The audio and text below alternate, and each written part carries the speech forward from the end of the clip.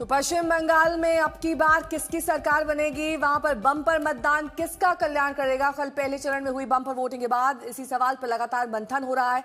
चुनाव आयोग के आखिरी आंकड़ों के मुताबिक पश्चिम बंगाल में कल पहले चरण में 152 सीटों पर कुल 92.88% मतदान हुआ। पिछले चुनाव की तुलना में ये 11% ज्यादा है। बम्पर वोटिंग पर दोनों पक्ष अपने अपने दावे कर रहे हैं।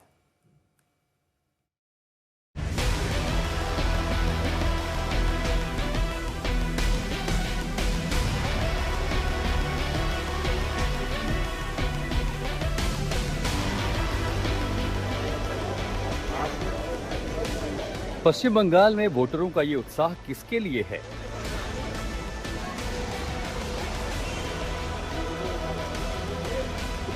चौथी बार ममता सरकार या बीजेपी पहली बार?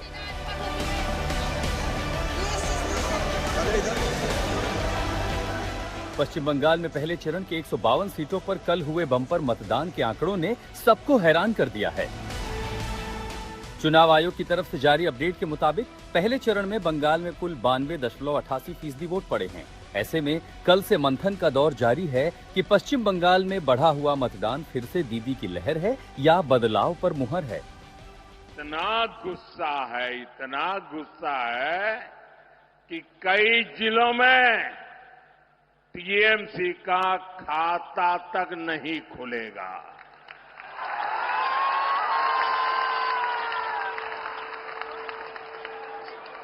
मैं बिल्कुल विश्वास से कहता हूं, मैंने इस बार बंगाल में बहुत दौरा किया है, इसलिए तृणमूलेर जावा निश्चित हो। আপনি বলছেন বাংলায় এসে ভোটের দিন আপনি জিতছেন, এটা আপনি বলতে পারেন? জনগণকে বিশ্বাস করুন, এটা তো জনগণ ঠিক করবে কাকে জেতাবে না জেতাবে। আপনারা এত মহা কি বলবো, আমি ওনাকে বলছি না, বিজেপি পার্টিটাকে এত মহামূর্খ হন কি করে? তার মানে কি আপনি ইভিএম মেশিনে ফিট করে রেখে দিয়েছেন? मतदान के लिहाज से पश्चिम बंगाल देश के जागरूक राज्यों में से एक रहा है। यहाँ अक्सर दूसरे राज्यों की तुलना में ज्यादा मतदान हुए हैं। पिछले चुनावों के आंकड़ों पर अगर गौर करें, 2001 में 75.29% और तब चुनाव में लेफ्ट की जीत हुई। 2006 में 81.97% वोट पड़े, लेकिन लेफ्ट की जीत हुई। 2011 में 84.33% वोटिंग हुई तो सत्ता बदली और ममता बनर्जी की सरकार बनी। 2016 में 82.66% और 2021 में 81.56% मतदान हुआ। यानी ममता के आने के बाद दो चुनाव में वोटिंग प्रतिशत गिरने का ट्रेंड देखा गया, लेकिन इस बार 92.88% मतदान के साथ 11.32% की बढ़त भी दर्ज हुई है। जाहिर है, राजनीति में दिलचस्पी लेने वालों के मन में ये सवाल तो उठेगा कि वोटिंग प्रतिशत में इतनी बड़ी बढ़ोतरी किसे नफा पहुंचाएगी और किसे नुकसान। 4 मई को बंगाल में भी बीजेपी की विजय का जश्न होगा। मिठाई भी बटेगी और जालमुरी भी बांटी जाएगी। वैसे मैंने सुना है कि जालमुरी ने भी कुछ लोगों को जन्नाटेदार झटका दिया है।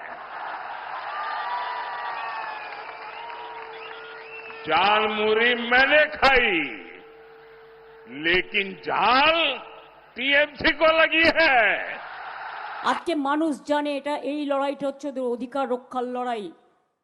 তৃণমূলকে ভোটটা না দিলে তার আমও যাবে, ছালাও যাবে, তার অধিকার যাবে, তার সম্পত্তি যাবে, তার ঠিকানা যাবে, তার বিজনেস যাবে। বিজেপির এই চক্রান্তের বিরুদ্ধে বাংলার মানুষ কেন ভোট দেবে?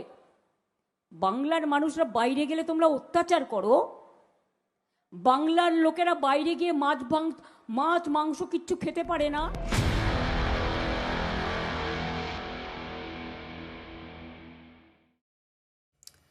मौसमी सिंह मेरी सहयोगी जुड़ गई हैं तमाम जानकारी के साथ। अनुपम हमारे साथ जुड़ गए हैं, तापस सेन हमारे साथ है। सबसे पहले अनुपम का रुख करेंगे। अनुपम, रिकॉर्ड तोड़ बम्पर वोटिंग के क्या मायने हैं और इसकी क्या वजह है? पिछली बार से भी ज्यादा वोटिंग क्यों हुई है? जी देखिए, ये एक ऐतिहासिक वोटिंग हुई है पश्चिम बंगाल में। पिछले काफी सालों बाद बहुत ज्यादा वोटिंग और ये एक रिकॉर्ड तोड़ वोटिंग है। इसके पीछे अगर मेरा जो आकलन है वो है 2 से 3 वजह मैं बताऊंगा।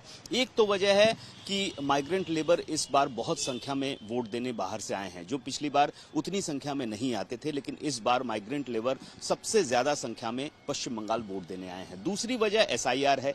एक तो है एसआईआर में जो फेक वोटर्स थे, डेड वोटर्स थे, उनका डिलीशन हो गया, इस वजह से जो परसेंटेज है वो बढ़ी है। तीसरा एसआईआर का डर भी है लोगों ने, क्योंकि जो मैपिंग हुई थी वो 2002 के हिसाब से मैपिंग की गई थी। अब ऐसे में बहुत सारे लोगों को लग रहा है कि अगर वोट नहीं दिया तो हो सकता है आज से आने वाले 5-10 सालों बाद ये रिकॉर्ड फिर से देखा जा सकता है। तो ये एक दूसरी वजह। तीसरी वजह जो है वो है एंटी इनकम्बेंसी का फैक्टर भी है। तो 3 वजह हैं जिसकी वजह से इस बार बम्पर वोटिंग हुई है। और इस बार देखना होगा कि किसका पल्ला भारी है, माइग्रेंट लेबर का पल्ला भारी है, या एसआईआर की वजह से जो हुआ है उसकी वजह से ही पूरा है, या फिर एंटी इनकम्बेंसी की वजह से बहुत ज्यादा वोट पड़े हैं। ये जब रिजल्ट आएगा उसके बाद हम इसका आकलन कर सकते हैं।